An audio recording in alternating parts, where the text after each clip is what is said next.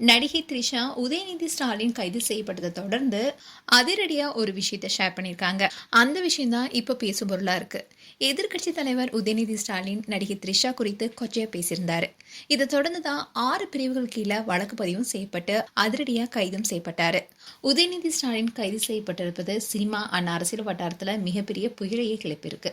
நடிகரா இருந்த விஜய் அரசியல் கட்சியை தொடங்கினதுல இருந்தே நடிகை த்ரிஷா பத்திய பேச்சு தான் தொடர்ச்சியா அடிபட்டு வந்தது.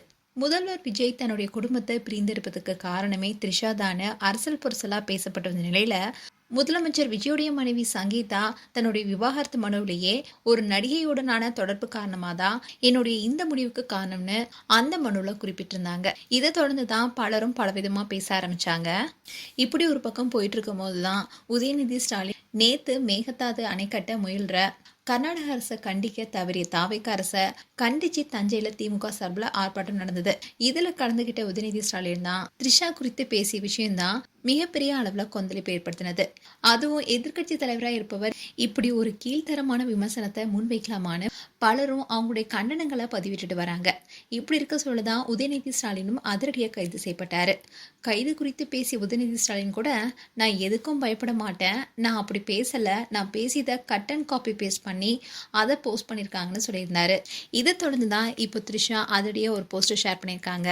அதில் அவங்க என்ன சொல்லியிருக்காங்கன்னா, கவனத்தை ஈர்ப்பதற்காக எந்த இலைக்கும் இறங்குற இழிவான மனிதர்களையும் கேவலமானவர்களையும் மீண்டும் மீண்டும் பார்க்கறது ரொம்பவே அருவருப்பா இருக்கு.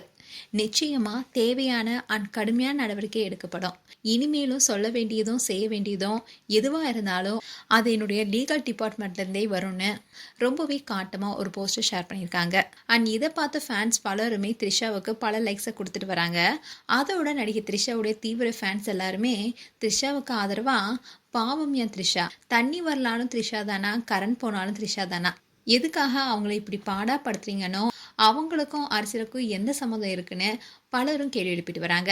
இப்படி இருக்க சொல்லதான் ஆதவ அர்ஜுனா உதயநிதி ஸ்டாலின் கைது செய்யப்பட்டதை தொடர்ந்து ரொம்பவே ஆக்ரோஷமா பேசியிருக்காரு. அதுல அவர் என்ன சொல்லியிருக்காருன்னா, விஜய முதல்வராக்குனதே தமிழக பெண்கள் தான், தாவேக அரசை உருவாக்கியதும் பெண்கள் தான், உதயநிதியை கைது செஞ்சது பழிவாங்கிற நோக்கமே கிடையாது, விஜயை எதிர்க்க உதயநிதிக்கு தகுதி இருக்கான்னு, ஏன் பெண்கள் அரசியலுக்கு வரக்கூடாதான்னு ரொம்பவே காட்டமா பேசியிருக்காரு.